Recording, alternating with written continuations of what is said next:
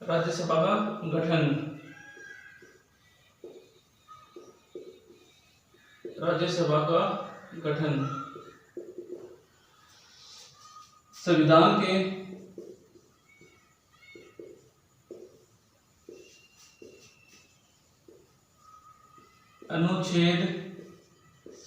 के अनुच्छेद 80 में वर्णन है।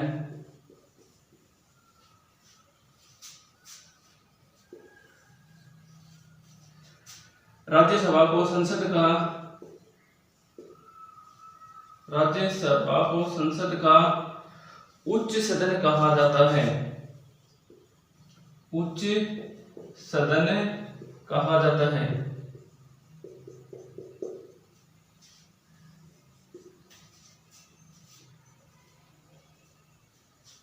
राज्यसभा को संसद का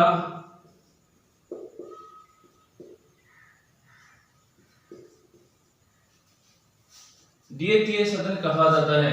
कौन सा सदन है? द्वितीय सदन कहा जाता है। द्वितीय सदन कहा जाता है। अब जो राज्यसभा है, राज्यसभा का गठन, तो राज्यसभा के गठन में पहला है सदस्यों की संख्या। सदस्यों की संख्या 250 अधिकतम, 250 अधिकतम, 250 अधिकतम। वर्तमान में 245। ठीक है, ये वर्तमान में जो 245 सदस्य हैं, यह सदस्य 233 राज्यों से और 12 को राष्ट्रपति मनोनीत करता है। अब सदस्यों की संख्या के बाद में निर्वाचन पद्धति। निर्वाचन पद्धति राज्यसभा के 245 सदस्य हैं। उन 245 सदस्यों का निर्वाचन 12 सदस्यों का निर्वाचन राष्ट्रपति करता है। 12 सदस्यों का निर्वाचन राष्ट्रपति करता है, जो खेल, साहित्य, कला व समाज में विशेष योगदान, समाज में विशेष ज्ञान व अनुभव प्राप्त हो, ऐसे व्यक्तियों को राष्ट्रपति द्वारा निर्वाचित किया जाता है। उनका निर्वाचन किया जाता है। इसके बाद में जो शेष बच जाते हैं, शेष का अप्रत्यक्ष रूप से, जनता द्वारा अप्रत्यक्ष रूप से एकल संक्रमण मत पद्धति के अनुसार, एकल संक्रमणीय मत एवं आनुपातिक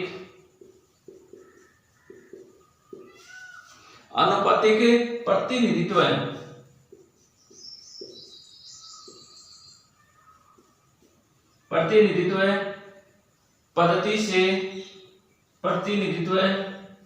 पद्धति से निर्वाचन किया जाता है। किया जाता है। तो इसके बाद में जो 3 नंबर अपना पहला सदस्य की संख्या, दूसरा निर्वाचन पद्धति, योग्यता, भारत का नागरिक हो,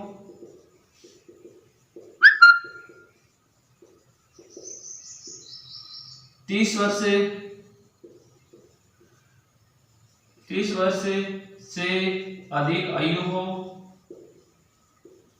30 वर्ष से अधिक आयु हो। उसके बाद में केंद्र व राज्य सरकार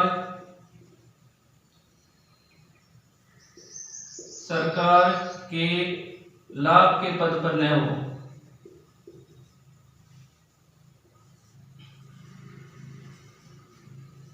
4 नंबर है पागल व दिवालिया घोषित न हो।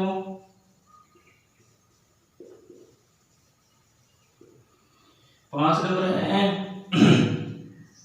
संसद की योग्यताओं को पूरा करता हो। संसद की योग्यताओं को पूरा करता हो। ये क्या है इसकी? अब कार्यकाल जो 4 नंबर है वह क्या है? कार्यकाल।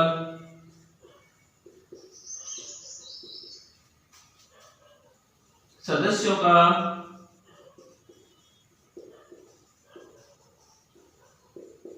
कार्यकाल 6 वर्ष का होता है।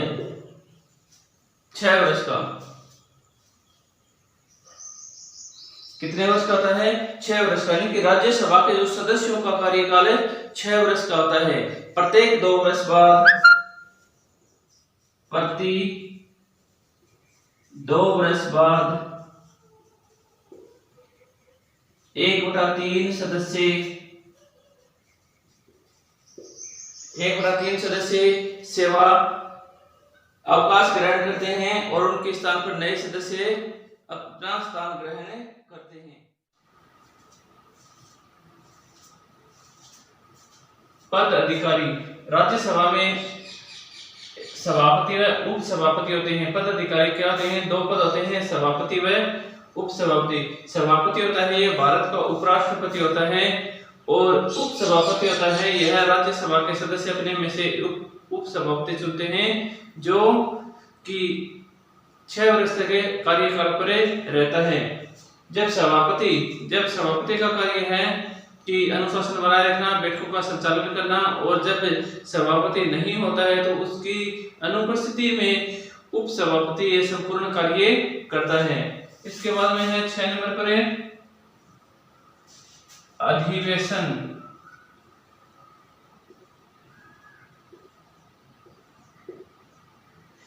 अधिवेशन में राज्यसभा और लोकसभा की संयुक्त बैठक होती है। बैठकों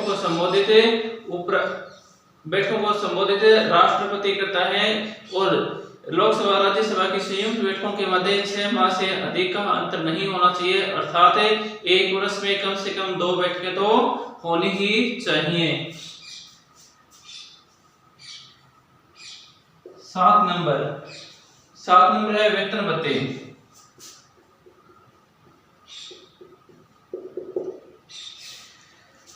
संसद द्वारा निर्धारित वेतन भत्ते राज्यसभा के सदस्यों को दी जाती हैं और साथ में जो लोकसभा के सदस्यों को अन्य सुविधाएं दी जाती थी वही सुविधाएं इनको भी दी जाती हैं, जैसे रहने के लिए घर,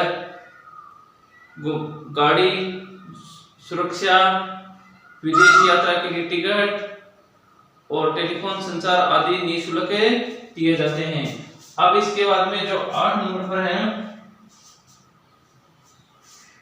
वह है गणपूर्ति।